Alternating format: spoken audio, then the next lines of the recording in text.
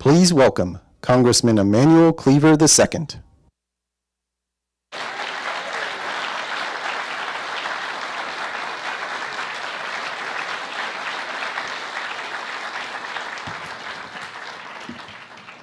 Good evening.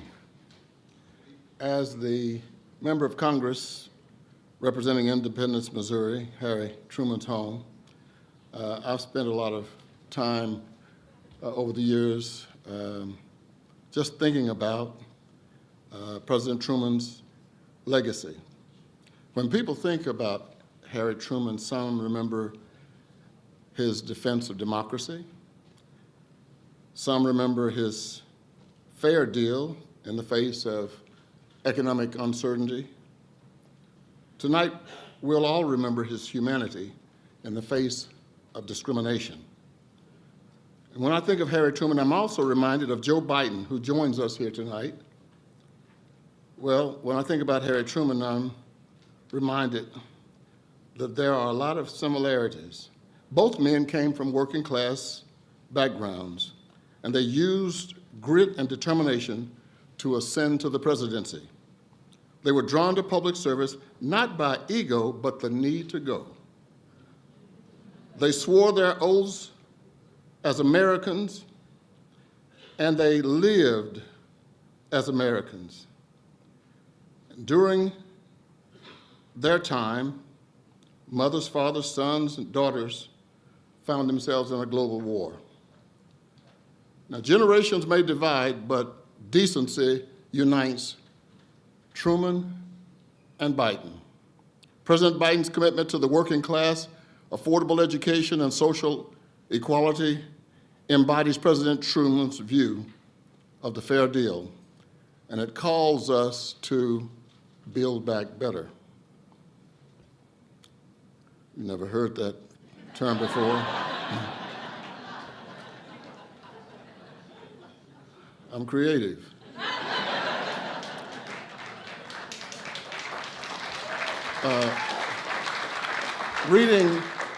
Reading today's newspaper will no doubt remind us that President Truman's wisdom is needed as much today as it was in 1947. Too often, my colleagues turn to Scripture without realizing their own hypocrisy. Blessed are the poor in spirit, unless they need some income assistance. Blessed are those who mourn, unless they are saying Black Lives Matter. Blessed are the meek, unless they're gay, trans, female, black, or brown. Blessed be the leader whose spirit can do both things. Thank you for joining us tonight. When I think about this short program tonight and the president being here with us, reminds me of my grandpa. Almost anything will. And my grandpa was a great preacher, and he would have his grandchildren sitting in front, and he had a cane. So we knew what that meant. And one Sunday, Grandpa stood up, as he did every Sunday, for the offering. And the ushers came down, got the plates. Many of you who are in Protestant churches, you've seen it. They go out and pass the tray. And they brought the tray down to the front for the blessing of the offering.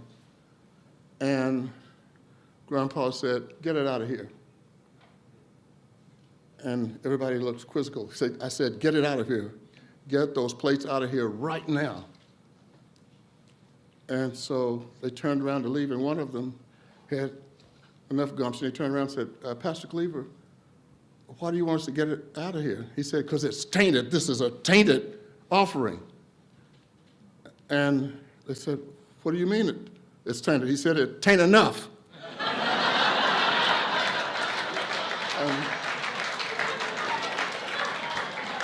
President Truman and President Biden realized it tain't enough to just go into the Oval Office. You got to do something. Jim Clyburn, my friend, realized that it tain't enough to just get oneself elected. We have to help get somebody else elected. And so remember, Truman, Biden, ain't enough.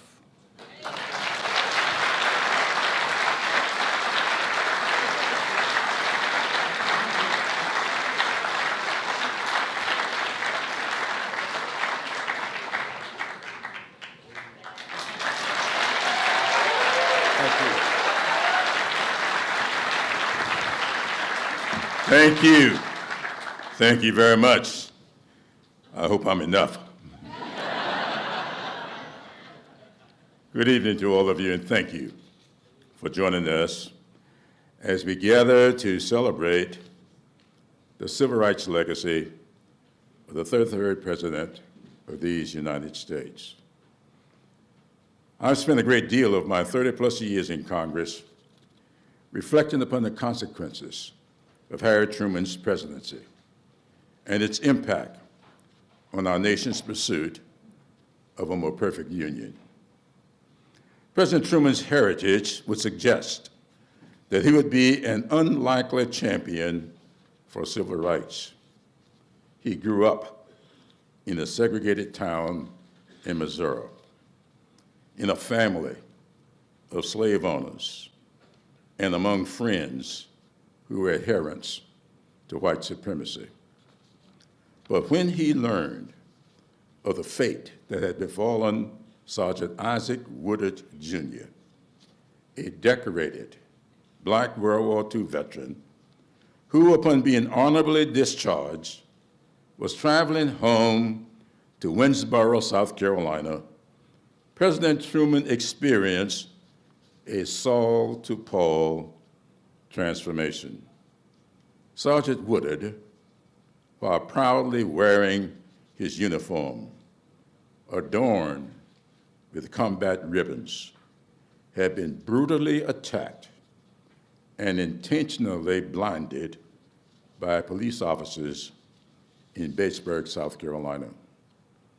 When he heard of the incident, President Truman is reported to have exclaimed, "My God, I had no idea it was as terrible as that.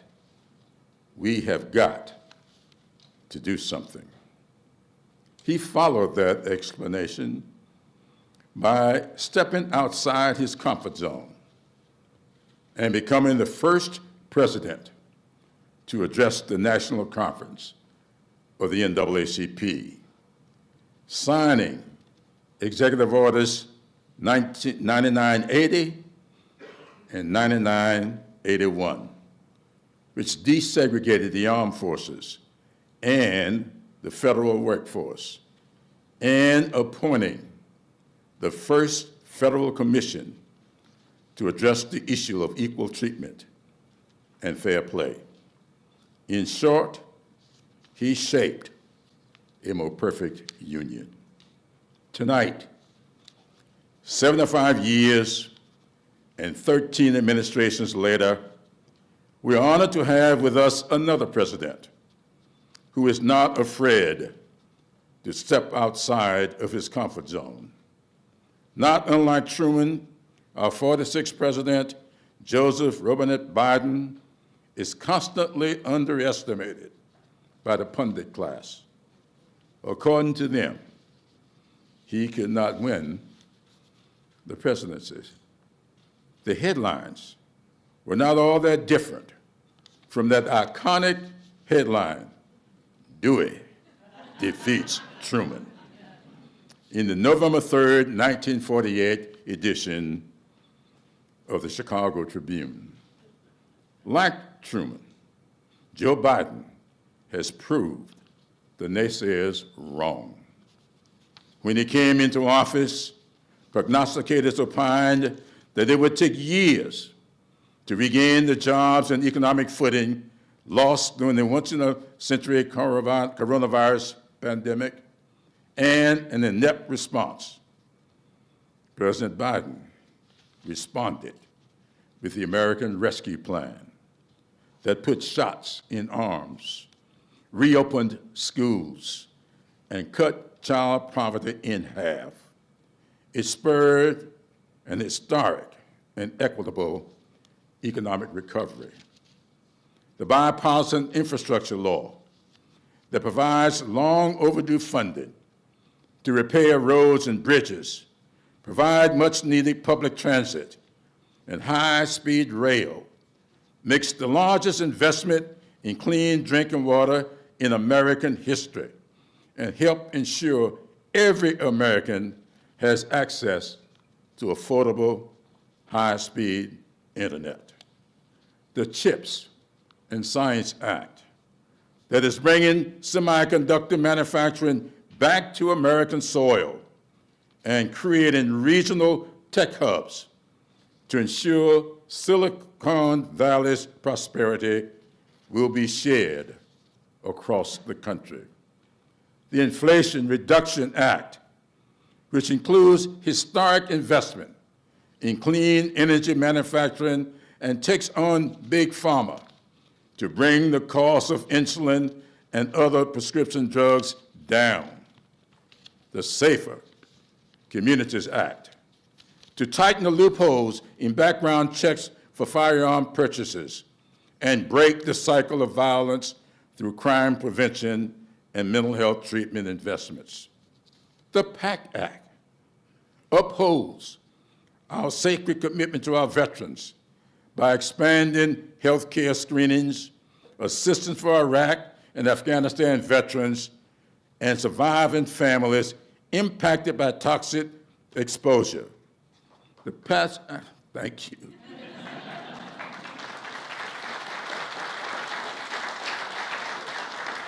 But the PACT Act does something else. It went back and grabbed those Vietnam veterans who did not get proper assessments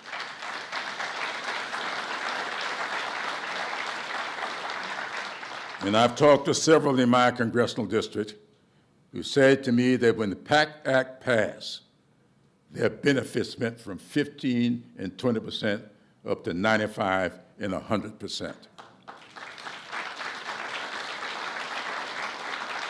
Now, President Biden was doing all of this while implementing $116 million in student loan debt forgiveness for 3.4 million borrowers, and bending the long arc of the moral universe toward justice by fulfilling a campaign promise that shocked the prognosticators when he made it, putting the first black woman on our highest court in the country.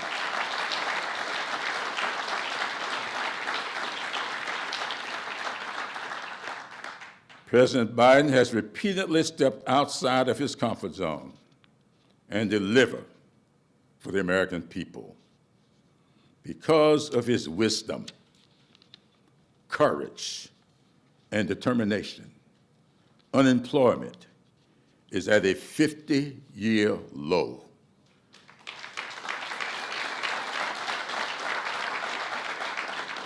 $13.2 million new jobs have been created, and consumer confidence is high and rising.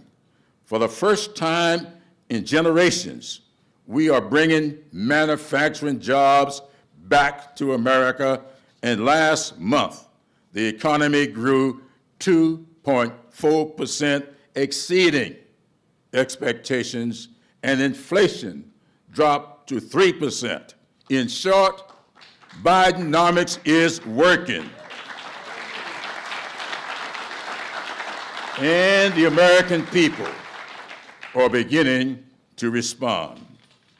Because of his temperament, temerity, and tenaciousness, Joe Biden has restored our nation's preeminence around the world and rejuvenated the American people. Ladies and gentlemen, it is my great honor to present the 46th President of the United States of America, Joe Biden.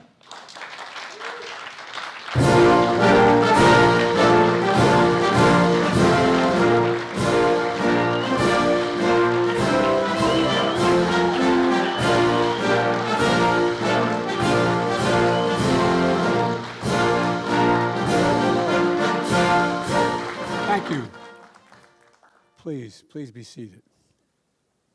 You know, I had an opportunity to meet members of the Truman Board, and we're talking about all that Harry Truman did.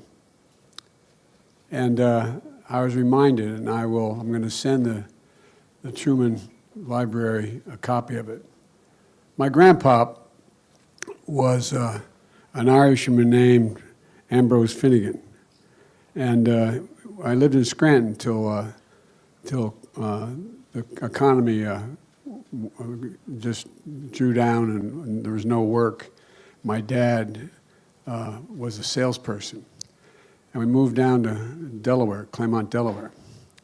We go home all the time to Scranton, and one day we went back. I was back in Scranton, and a lot of my friends. I moved there to Delaware when I was in 3rd grade, but we went home a lot. We still call Scranton home, and we were up there on St. Patrick's Day when I was 14 years old, and I was standing on the corner watching everybody go by to go into the event, and Harry Truman was a speaker at the Truman dinner that year. And the sort of the David Broder of the Scranton Times was a guy named Tommy Phillips, who was a elderly man, younger than me, but elderly man, who was the chief political reporter. And they got a picture, and I hadn't thought about it in a long time, but I'll send it over to the library, of me at 14 years old standing on the corner, and it was a warm day for February. And I'm standing in the corner in a long-sleeve shirt with my buddies. And President Truman was coming around the corner, coming off of Dimmock Avenue, and he was in a convertible. And purely by accident, I assume it was an accident, the photographer from the newspaper got a picture of me making eye contact with Harry Truman. It was just, I'm sure a lot of people made eye contact with him. But I was looking, and you can see in the photograph, we're looking at one another eye to eye. And that's when this Tommy Phillips, the David Broder of the day in Scranton, wrote, "That's when Joe Biden knew he was going to be president."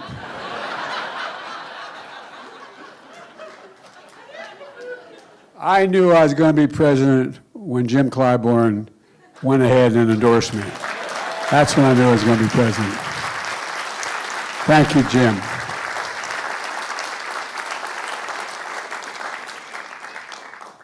This is a great honor to be here tonight, and I mean that sincerely. Summer 1918, First World War. Train moves through the outskirts of Paris. An American Army captain rides alongside an all-white regiment heading to the front lines. The son of a slave state, the grandson of slave owners, Captain Harry S. Truman, looks through his glasses toward the blood-stained soil of the Second Battle of the Marne that ended just a few months before. It was a pivotal victory that led by the vital part of America's 369th Infantry Regiment, the Harlem Hellfighters, an all-black regiment that spent 191 days on the front, longer than any unit of its size in history. A link in a distinguished line of ancestors and descendants, enslaved and free, risking their lives in every war since our founding for ideals they hadn't fully known on American soil, equality and freedom. A fearless captain on a consecrated battlefield in a segregated military, a snapshot in time of the work of all time to redeem the soul of America, which we're still struggling to do. Representatives Clyburn and Cleaver, the Truman families and leader of the Truman Institute, distinguished guests, my fellow Americans, I speak to you tonight, not from a battlefield, but from another sacred place, the National Archives, home of timeless words that point to our North Star, a light for the dreams and the pains of centuries of enslaved people in America. An idea, once the most simple and the most powerful idea in the history of the world, that we're all created equal, endowed by our Creator with certain inalienable rights, and deserve to be treated with equality, not just at the beginning, but throughout our lives. A covenant a covenant we made with each other so central to who we are that we enshrined it in our Declaration of Independence. We hold these truths to be self-evident. Our Constitution, we the people. Our Bill of Rights, with the freedom of religion, speech, press, assembly, and more, all safeguarded in this hallowed place. History requires us to acknowledge that we've never fully lived up to the promise of America, captured in the essence of these documents. But our aspirations to be a more perfect union ensure that we never fully walked away from it either. Just like the Army captain who became President of the United States of America walked toward our North Star when he signed Executive Order, as Jim mentioned, 9981, that desegregated the United States Armed Forces on July 26, 1948, 75 years as of yesterday. Harry Truman, born in Missouri, to a family and community that embraced the Confederate sympathies. But savage violence and venom toward black veterans and the power of the civil rights movement changed his mind and his heart. Guided by a prayer he memorized as a child, and the prayer went like this: "O Almighty and everlasting God, creator of heaven, earth, and universe, help me to be, to think, to act what is right because it is right." That was a prayer he memorized, and history says he spoke to. When the time came, Harry Truman did what the very American thing. He rose to the occasion, and he chose to do right. The American military had been segregated since our founding. Yet hundreds of thousands of people of color, men and women, still courageously served with love of country that often didn't love them back. They served in our Revolutionary War, declaring independence from a king only to be enslaved by a master. They protected the Union in the Civil War only to face disunion under Jim Crow. They sacrificed during 2 world wars, fighting against autocracy, only to be denied the freedom of their own democracy. They're patriots like the Buffalo Soldiers, legends for their valor in combat. The Tuskegee Airmen, flying more than 15,000 sorties in the battle. Native Americans serving in our military at the highest rate of any demographic and nearly 5 times the national average. Hispanic Americans, like those of the 65th Regiment, Infantry Regiment, helping liberate a Nazi concentration camp and protect Allied roads and airfields and posts. Asian Americans, Native Hawaiians, Pacific Islanders, like the 442nd Regimental Combat Team, liberating Europe, a team that included one of my dearest and closest friends and a mentor of mine when I got here as a 29-year-old kid, the late Senator Danny Inouye, who served in the Senate with another friend, a great Hawaiian veteran, the late Senator Daniel Akaka. The list goes on, including rank-and-file cooks, custodians, secretaries, mailmen, too often overlooked and forgotten, but made it work. Yet, when these veterans came home, they were still denied equal opportunity in housing, education, jobs, even marriage. Families held in incarceration camps. Many of them denied the benefits of the GI Bill because the states put up barriers to be able to collect that GI benefit. And targeted and racist violence that was callous and all too often casual and common. Let me take you back to 1946. Jim already spoke to this. February, South Carolina. Sergeant Isaac Woodard, a decorated black World War II veteran, saw 3 years of war in the Pacific. Returning home to finally see his family, he asked the bus driver to stop so he could use the restroom. Instead, the driver called the police. On arrival, the cops pulled him off the bus while he was still in uniform. Beat him so badly they permanently blinded him. Beat him so badly they blinded him. And he was in his uniform. I'm still astounded by the cruelty and viciousness. Sergeant Woodard reunited with his family, but he could never look into their eyes again. 5 months later, July in Georgia, Army veteran George Dorsey, who spent 5 years in the Pacific, home with his wife for just 10 months. They were driving with his brother-in-law and sister who was 7 months pregnant when a white mob attacked them, pulled them from their car and fired 60 shots, 60 shots at close range, leaving their bodies barely identifiable. My God, how sick. It's unbelievable what racism, fueled by ignorance, can unleash in this country. The next month, August 1946, in response to similar acts of racist terror, a 17-year-old college student wrote a letter to the Atlantic Constitution. And here's what he said. He said, quote, "We want and are entitled to the basic rights and opportunities of every American citizen," end of quote. That was a college student at Morehouse College. His name was Martin Luther King, Jr. But a young king wasn't the only person awakened. A president was awakened as well. Harry Truman felt a moral imperative to respond to the mistreatment of black veterans. He heard their calls for a double victory, to win freedom abroad and at home. He felt the urgency from civil rights leaders like A. Philip Randolph and the NAACP. An unlikely character in the civil rights story of America, Harry Truman set his sights on our North Star.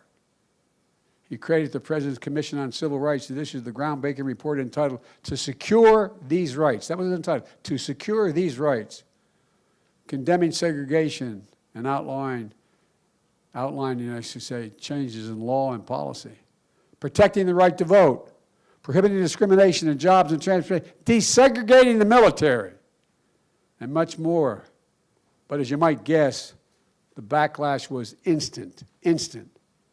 A friend wrote to him pleading to change course. But President Truman wrote back, quote, "I'm asking for equality of opportunity for all human beings. And as long as I stay here, I'm going to continue to fight," end of quote. Members of his own party, members of the military, rejected his civil rights agenda. Undeterred, Harry Truman acted. And we're a much better nation for his courage and commitment and for the sacrifice and service of all our patriots who fought for our democracy. This year commemorates two other significant milestones: the 75th anniversary of women in the military and the 50th anniversary of an all-volunteer force. And as Commander-in-Chief, I'm honored to oversee the greatest fighting force, literally, not figuratively, in the history of the world, and that's not hyperbole.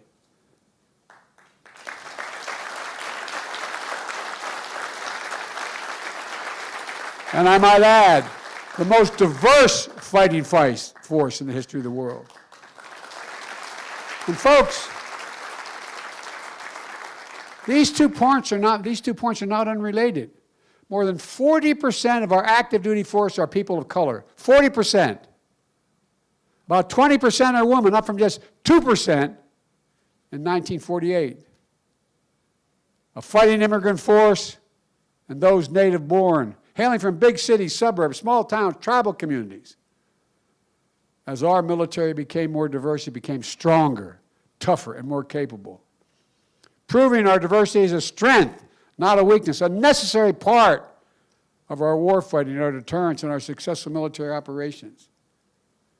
And our unity, out of many, not division, ensures good order and discipline, unit cohesion, effectiveness, and military readiness. We've seen it with generations of patriots, regardless of who they are mentored by and trained by, fellow servicemen from every background, like my friend, the late Colin Powell, and he was a friend. Like so many veterans, I've had the privilege to award our nation's highest honors, working toward the same mission, forming lifelong friendships, returning home to put on civilian clothes and enrich every part of American life, bonding through a deep love of our nation that draws our greatest strengths and our greatest strategic assets, the full talents of all the American people. And I mean that, think about it, the full of all the American people. Some of you are tired of hearing me saying it, I've been said for many years. We have many obligations as a government. We only have one truly sacred obligation: to prepare and equip those we send into harm's way and care for them and their families when they come home and when they don't. For me and my wife, Jill, for our family, it's personal, like many of you. Among the most important duties, Jill and I have stood at Arlington to undertake the right of remembrance, so we have back home, and as we have back home in Delaware for our son, Major Bo Biden, Bronze Star, Conspicuous Service Medal. In fact, Jill couldn't be here tonight because she just returned from Europe, where she paid her respects at the Brittany American Cemetery, the final resting place of thousands of Americans, World War II troops. It matters to Vice President Harris and our entire administration. It matters that we have the best leaders to lead the best force in the world that represent our entire country. From my perspective, that's America. That's America. It includes the first ever black Secretary of Defense who wanted to be here tonight, but he's traveling to the Indo-Pacific to strengthen our security ties in the region. Secretary Lloyd Austin, a decorated former four-star general.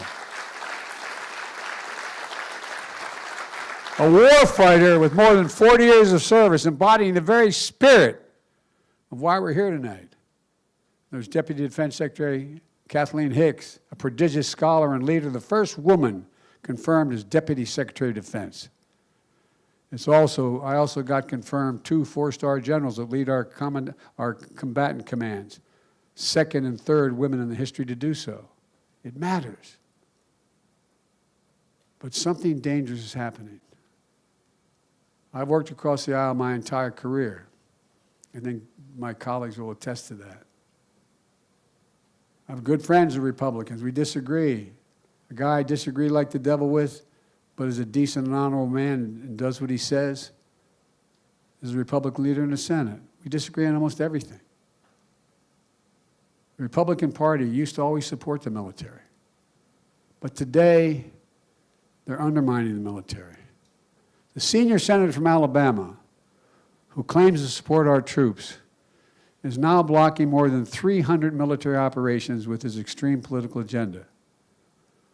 Like General C.Q. Brown, F-16 pilot and a wing commander, the first African-American to lead any branch of the armed service, to be the next chairman of the Joint Chiefs of Staff. That's who I've nominated. He's waiting.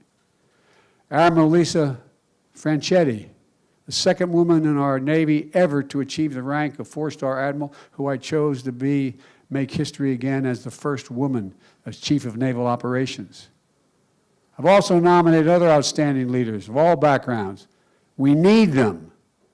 Right now, tens of thousands of America's daughters and sons are deployed around the world tonight, keeping us safe from immense national security challenges. But the senator from Alabama is not. For the first time in more than 100 years, we don't have a sitting confirmed commandant of the Marine Corps. By the fall, we may not have a chairman of the Joint Chiefs of Staff. We may not have a military leaders for our Army and Navy either. This partisan freeze is already harming military readiness, security leadership, and troop morale. Freezing pay, freezing people in place. Military families already sacrificed so much, unsure of where or when they change stations, unable to get housing or start their kids in the new school because they're not there yet.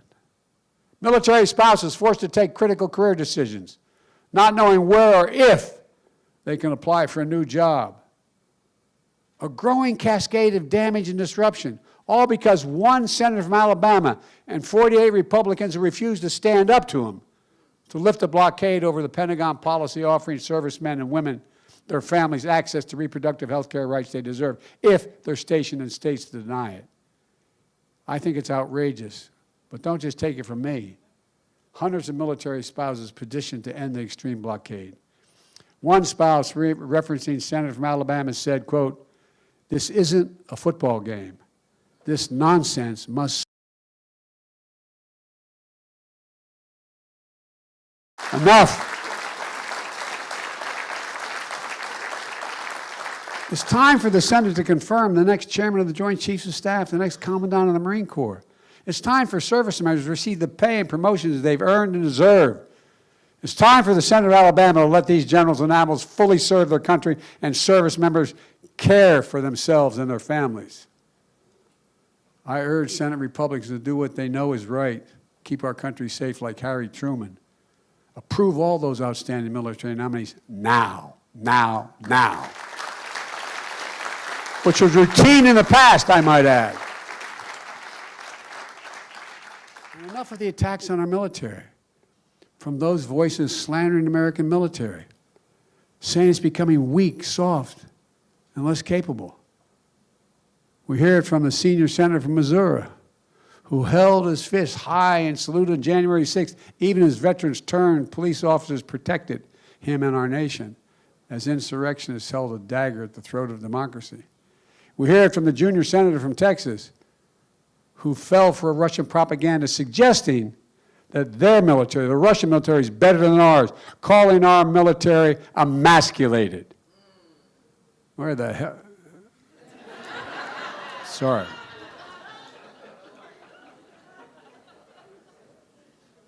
Frankly, they have no idea in what God's name they're talking about. As Commander-in-Chief, I can tell you without reservation, not just being in this business for a long time, but being a student of history, we have and always will have the strongest, toughest fighting force in the history of the world. And again, that's not hyperbole. That's real.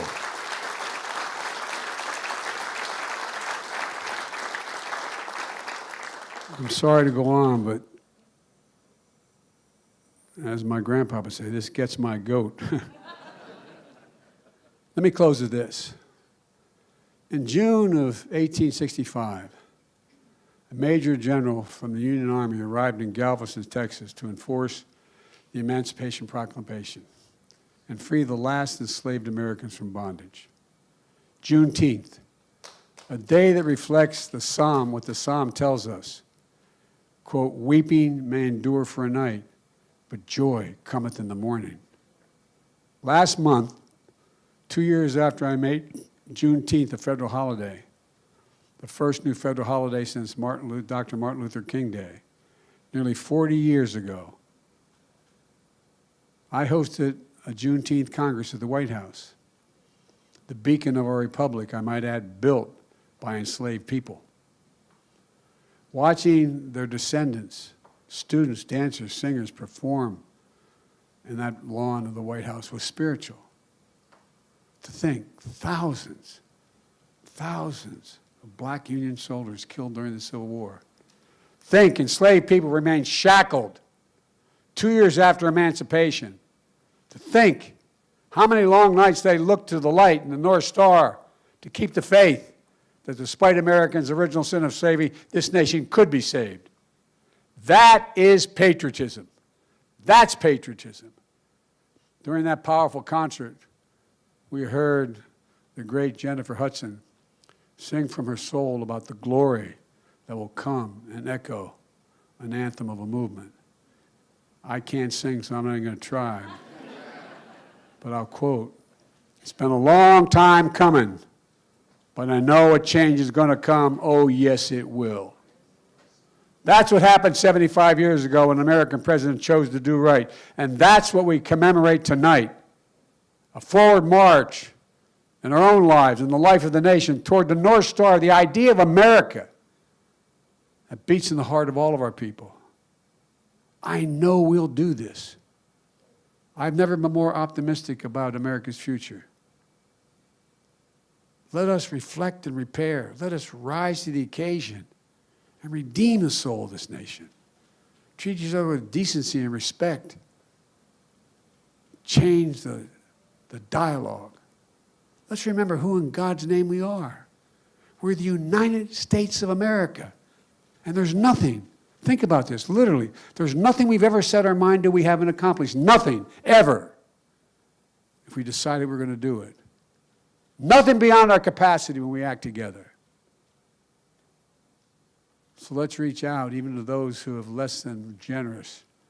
Try to pull them in so we can act together. And I mean this from the bottom of my heart. May God bless you all. And may God protect our troops.